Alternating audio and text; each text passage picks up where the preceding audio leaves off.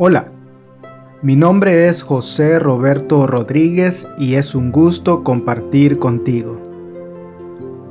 Lección número 6, titulada Jesús, el sacerdote fiel.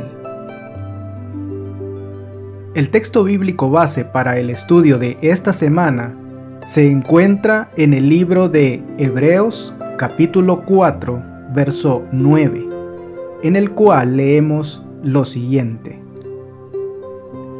porque tal sumo sacerdote nos convenía, santo, inocente, sin mancha, apartado de los pecadores y hecho más sublime que los cielos. El carácter perfecto de Jesús se demuestra por dos hechos. Primero, por su exaltación en el cielo.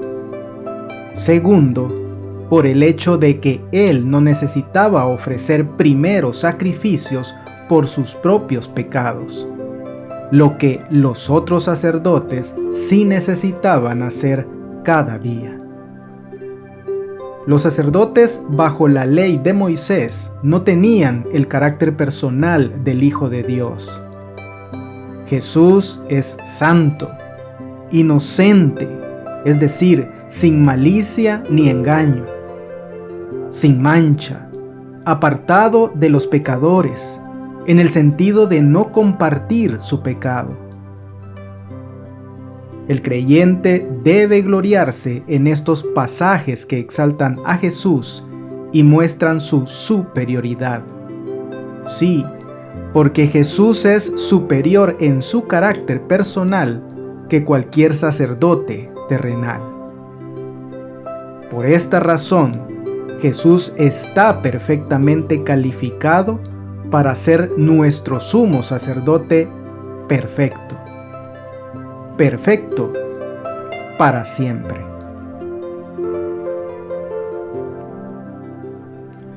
Para introducirnos de la mejor manera en el estudio de esta lección, haremos uso de una pequeña analogía. Así como un puente se construye para salvar un gran obstáculo, es decir, para cruzar un río o un abismo y así poder llegar al otro lado, de la misma manera tú y yo necesitamos un puente para unir el gran abismo ancho y profundo que separa a toda la humanidad de Dios. El único puente capaz de unir al hombre con Dios no nace en la orilla humana. Es un puente que se ha construido desde el lado divino. El Dios invisible e inalcanzable se hace visible, toma forma humana, en un hombre presentado como el Mesías, el Cristo, el Hijo de Dios.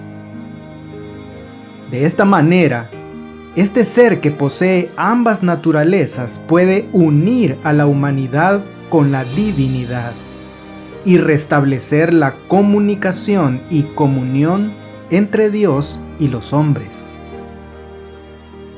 Jesús es el puente.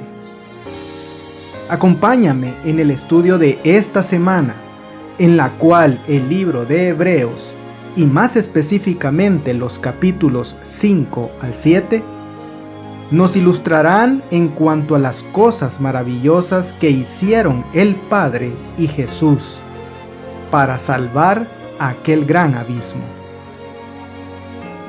Si bien el pecado implicó la corrupción de nuestra naturaleza, volviéndonos no aptos para existir en la presencia de nuestro Dios, Jesús, a través de su maravilloso y perfecto sacerdocio, desea restaurar la relación de su Padre con nosotros, los creyentes. ¿Está Jesús calificado para ser nuestro sumo sacerdote? Buena parte de la respuesta a esa pregunta la encontramos en Hebreos capítulo 5, versos 5 y 6. Así tampoco Cristo se glorificó a sí mismo haciéndose sumo sacerdote, sino el que le dijo: Tú eres mi Hijo, yo te he engendrado hoy. Como también dice en otro lugar: Tú eres sacerdote para siempre, según el orden de Melquisedec. Jesús no se hizo a sí mismo sumo sacerdote. Al contrario, así como fue declarado Hijo, también fue declarado a ser sacerdote para siempre. Es fácil ver por qué el sacerdocio de Jesús era difícil de entender para los primeros cristianos judíos. Jesús no era del linaje de Aarón. Jesús no afirmó ni practicó un ministerio especial en el templo. Él confrontó a la estructura religiosa en lugar de unirse a ella. En el tiempo de Jesús, el sacerdocio se había convertido en una institución corrupta. El cargo se obtenía a través de la intriga y la politiquería entre líderes corruptos. Yo te he engendrado hoy se refiere a la resurrección de Jesús de entre los muertos. En ese tiempo, Él asumió por completo su rol como nuestro sumo sacerdote, habiendo sido perfeccionado. La resurrección de Jesús demostró que Él no era un sacerdote como Aarón, que tenía primero que expiar su propio pecado.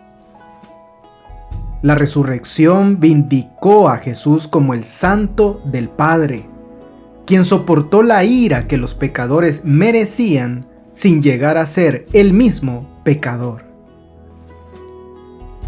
El sacerdocio de Jesús, como el de Melquisedec, es para siempre.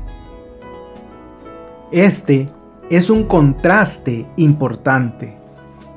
Ningún sumo sacerdote descendiente de Aarón tuvo jamás un sacerdocio para siempre.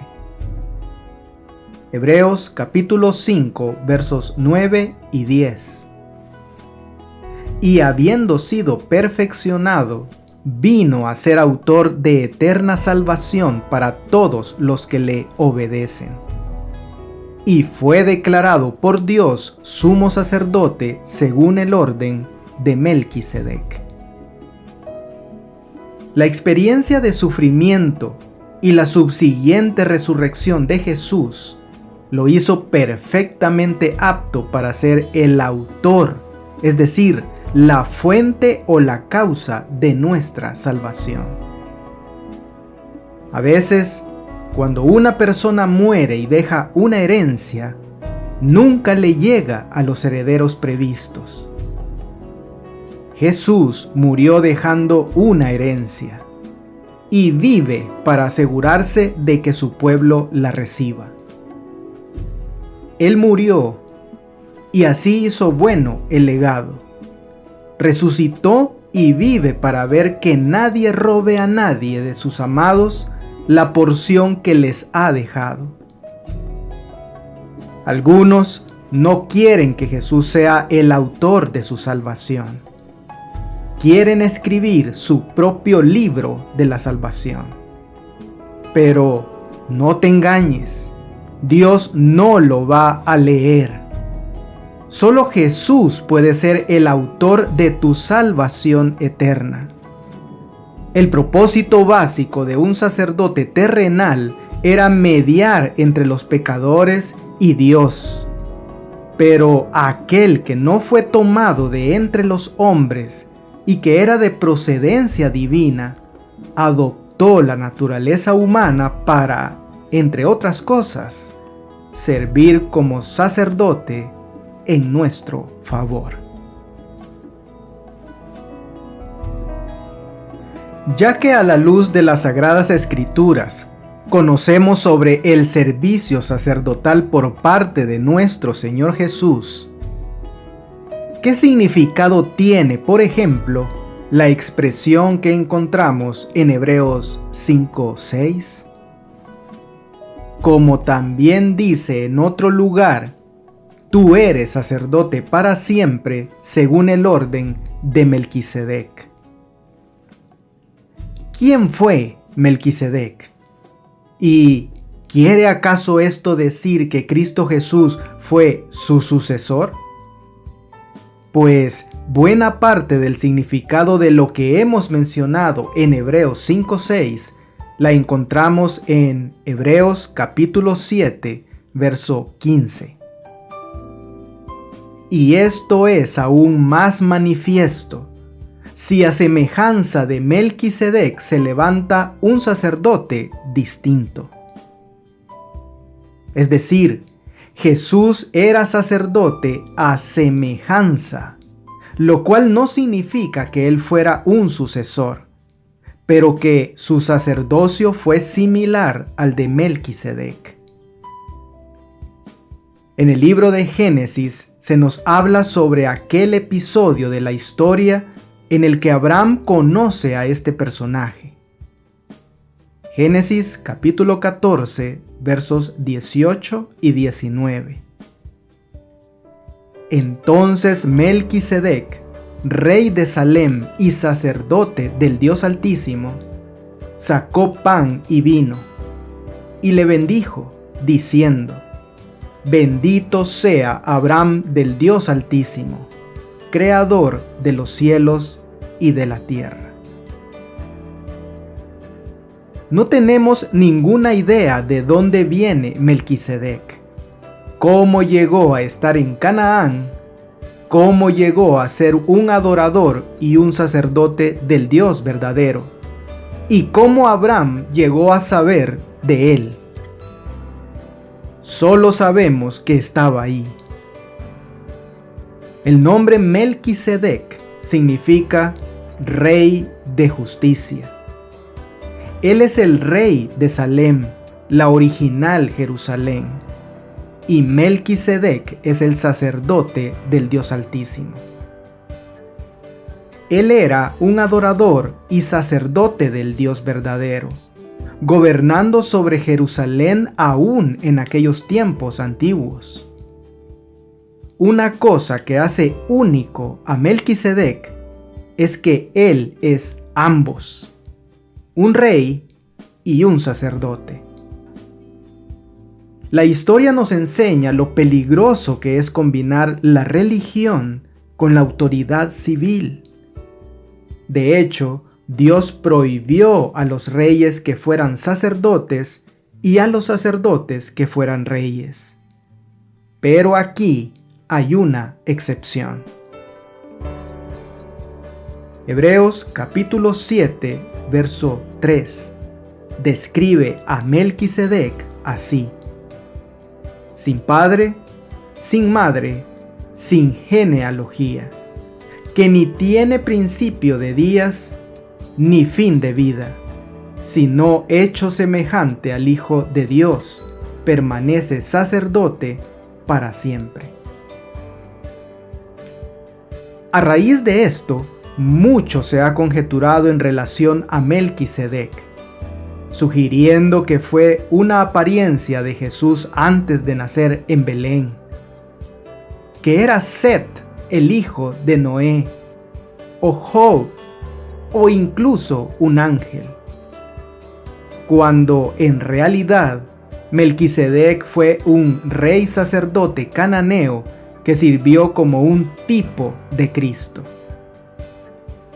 Y tal como nos relata la pluma inspirada en Mensajes Selectos, tomo 1, página 491, fue Cristo quien habló mediante Melquisedec, el sacerdote del Dios Altísimo.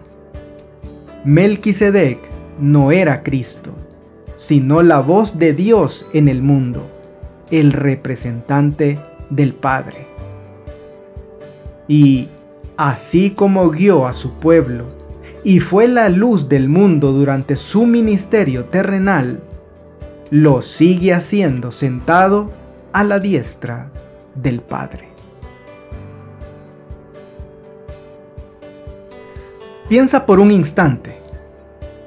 Bajo la ley de Moisés, ¿a quiénes ordenó Dios específicamente que podían servir en el altar en sacrificio? Pues solo aquellos de la familia de Aarón. Pero, ¿acaso los sacerdotes levitas estaban en la capacidad de ofrecer un acceso completo y confiado a Dios? Contestar a esa pregunta con un sí significaría asegurar que ellos podían ofrecer la perfección. ¿Qué nos dice respecto a esto Hebreos capítulo 7, verso 11? Si, pues, la perfección fuera por el sacerdocio levítico, porque bajo él recibió el pueblo la ley, ¿qué necesidad habría aún de que se levantase otro sacerdote según el orden de Melquisedec, y que no fuese llamado según el orden de Aarón? Esto muestra la necesidad de un orden de sacerdocio diferente, pues si la perfección pudiera venir por el sacerdocio levítico, no hubiera necesidad de otro sacerdocio. Pero Dios describió otro sacerdocio en el Salmo, capítulo 110, verso 4. Juró Jehová y no se arrepentirá. Tú eres sacerdote para siempre según el orden de Melquisedec. La mera mención del orden de Melquisedec en este salmo, juntamente con lo que leíamos en Hebreos 7:11, muestra que Dios quería que se cambiara el sacerdocio. Y de hecho, cambió. Hebreos capítulo 7, verso 12. Porque cambiado el sacerdocio, necesario es que haya también cambio de ley. Este texto explica que el cambio de sacerdocio hizo necesario un cambio, en al menos dos aspectos relacionados a la ley. Uno fue el cambio en la ley del sacerdocio. Sí, porque hasta ese momento se prohibía a quien no fuera de la línea de Leví hasta Aarón servir como sacerdote. Y siendo que Jesús era del linaje de Judá, la ley actual le prohibía ser sacerdote. Y por ello Pablo en Hebreos capítulo 7, verso 12, menciona la necesidad de ese cambio en la ley a raíz de la asignación de Jesús como sacerdote. Pero la venida de Jesús también implicó un cambio en la ley de los sacrificios.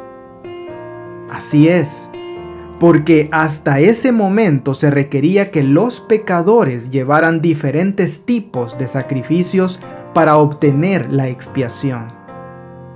Pero ahora que Jesús vino y ofreció un sacrificio perfecto, la ley de los sacrificios de animales también quedó prácticamente de lado. Si al fin y al cabo los sacerdotes levitas no eran perfectos y por ello no podían de ninguna manera ofrecer la perfección a los demás, ¿cuál fue el propósito de todos aquellos sacrificios de animales?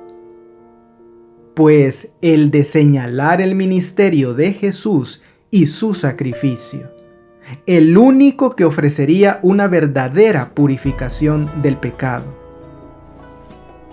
La función de los sacerdotes levitas y sus sacrificios fue temporal e ilustrativa, pero el ministerio del Cordero de Dios que quita el pecado del mundo es práctico, completo, eterno y suficiente.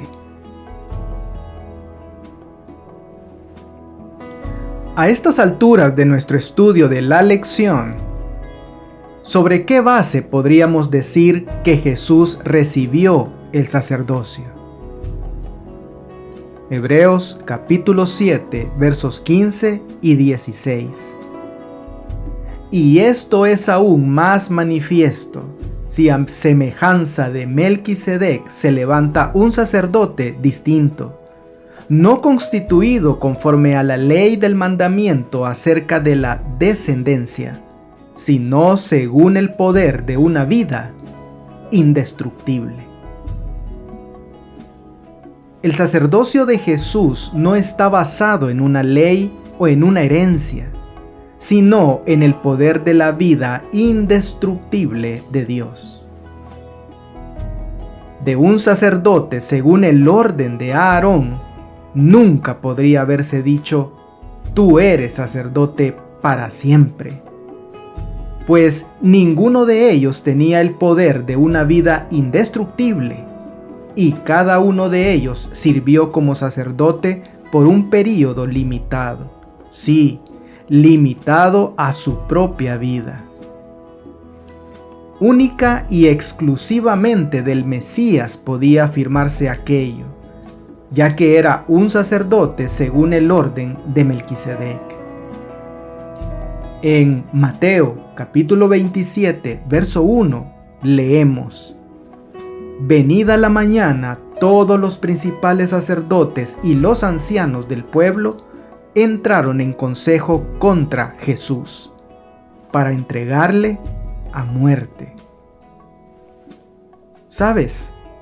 Entre aquellos que conspiraron para matar a Jesús, había sacerdotes de la orden de Aarón, pero Jesús, por el poder de una vida indestructible, les mostró que Él era superior cuando triunfó sobre la muerte.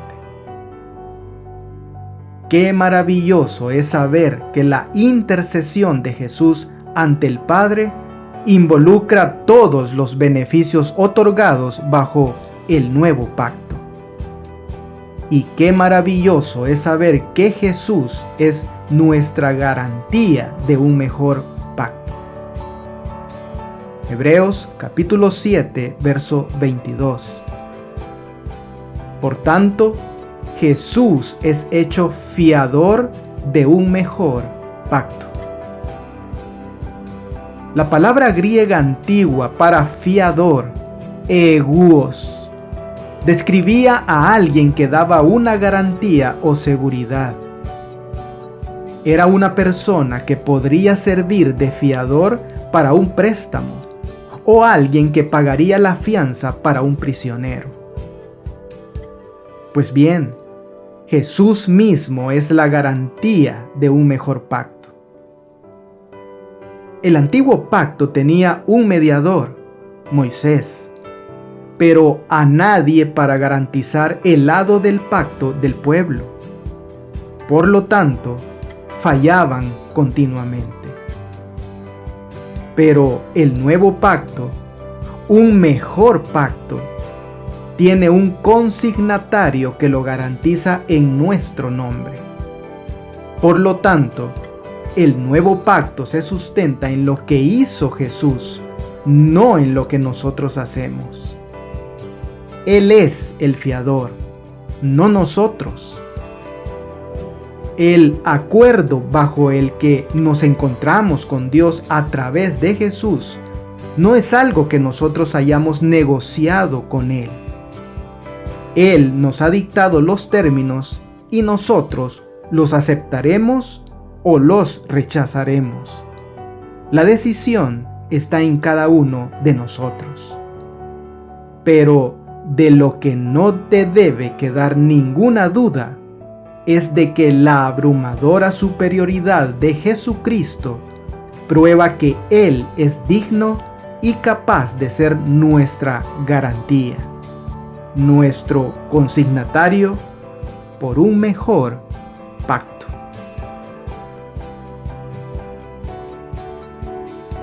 En el libro de Hebreos capítulo 7 encontramos 5 características puntuales de nuestro Señor Jesús relacionadas a su ministerio sacerdotal, el tema principal de estudio que hemos tenido en esta semana. Hebreos capítulo 7, verso 26. Porque tal sumo sacerdote nos convenía, santo, inocente, sin mancha, apartado de los pecadores y hecho más sublime que los cielos. Santo.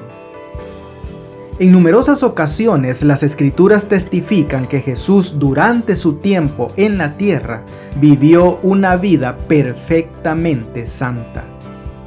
Se le describe como sin pecado, como aquel que no cometió pecado y como al que no conoció pecado. El apóstol Juan declaró: en él no hay pecado. Y el Antiguo Testamento lo describe proféticamente como el siervo justo y como aquel que ha amado la justicia y aborrecido la iniquidad. Pero la santidad de Jesús era más que simplemente la ausencia de pecado. También fue una perfecta conformidad con la voluntad de su Padre. Inocente. En cada una de las declaraciones de Pilato, ante quien Jesús fue sentenciado a muerte ante la instigación de los principales entre los judíos, resultó obvia la convicción que aquél tenía sobre la inocencia de Jesús. Y todos sabemos que aquella cobardía moral de Pilato, cuyo nombre ha vivido en la infamia durante todos estos siglos, entregó a la pena capital al único y verdadero hombre inocente que jamás ha vivido en la tierra, al único que verdadera y legalmente merecía vivir y no morir. Sin mancha. En la cruz, Jesucristo tenía que ser el Cordero sin mancha, el sacrificio perfecto. En la cruz seguía siendo sin defecto. Él fue santo en la eternidad antes que fuera humano. Luego vivió una vida santa y sigue siendo santo en la eternidad. Para seguir siendo plenamente Dios y plenamente humano, Cristo tenía que permanecer santo, sin defecto, sin mancha. Apartado de los pecadores. Jesús soportó la hostilidad de los pecadores durante su vida terrenal, pero salió victorioso, ascendió al cielo y luego se sentó a la diestra de Dios. Fue apartado de los pecadores, porque está completamente libre de pecado. Y finalmente, hecho más sublime que los cielos. Sí, porque Jesús ha sido exaltado por encima de todo lo que existe, siendo uno con Dios. De hecho, en los Salmos es Dios quien es exaltado sobre los cielos. Que nuestro sumo sacerdote cuente con todas estas características y a la vez nos haga un llamado a verle como el ejemplo a seguir, significa que tú y yo también podemos reflejar su carácter. Y significa también que tenemos a uno en quien podemos fijar nuestra vista para saber cómo correr de la forma correcta la carrera de la vida. Muy bien, sinteticemos algunas ideas que nos ha dejado esta preciosa lección. Número 1. Un sumo sacerdote obediente. Jesús no pasó de la desobediencia a la obediencia. Él aprendió la obediencia al obedecer. Jesús no aprendió cómo obedecer. Aprendió lo que implica la obediencia. Jesús aprendió la experiencia de la obediencia y parte de ese aprendizaje fue soportar el sufrimiento. Obedeció en los desafíos espectaculares. Obedeció en la vida ordinaria. Obedeció de niño, de adolescente y de joven. Obedeció en privado y en secreto. Obedeció a su Padre y obedeció a la autoridad humana legítima. Jesús obedeció en todas las cosas hasta el final. Número 2. Un sumo sacerdote eficiente. Hablando de la eficacia y eficiencia del sacerdocio y sacrificio supremo de Jesús, el apóstol Pablo, en la segunda parte de Hebreos 7:27 dice: porque esto lo hizo una vez para siempre, ofreciéndose a sí mismo. Una de las razones de la insuficiencia de aquellos sacrificios por parte de Israel es que los animales usados en realidad no representaban nuestra raza humana. Pero Jesús en su propio cuerpo humano representó nuestra raza humana. Y siendo perfecto por el auxilio de la naturaleza divina que también había en él, al ofrecerse a sí mismo como sacrificio, fue por ello totalmente eficaz y suficiente, una vez y para siempre. Esto solo fue hecho por Jesús, quien por eso se ganó el título de nuestro sumo sacerdote. Y número 3. Tal sumo sacerdote nos convenía. Cristo Jesús fue adecuado para nuestra condición, es decir, había en nosotros un carácter y unas circunstancias que exigían que un sumo sacerdote para nosotros fuera personalmente santo. Tal sumo sacerdote lo tenemos en la persona del Señor Jesús. Él es benevolente y se compadece de nuestros problemas, sabio y es capaz de iluminar nuestra ignorancia, compasivo y listo para perdonar nuestras faltas. Ha hecho el sacrificio que fue necesario para alejar nuestra culpa y ofrece la intercesión que debemos haber ofrecido para que podamos ser preservados de la caída. Amigo y amiga, la pluma inspirada nos termina recordando que, para el creyente, Cristo es la resurrección y la vida. En nuestro Salvador, la vida que se había perdido por el pecado es restaurada, porque Él tiene vida en sí mismo para vivificar a quienes Él quiera. Está investido con el derecho de dar la inmortalidad. La vida que Él depuso en la humanidad la vuelve a tomar y la da a la humanidad. Yo he venido, dijo, para que tengan vida y para que la tengan en abundancia.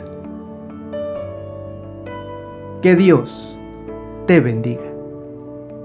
No olvides apoyar este ministerio suscribiéndote a mi canal de YouTube. Con esto tendrás acceso a un video resumen completamente ilustrado y animado de la lección de escuela sabática para adultos al inicio de cada semana.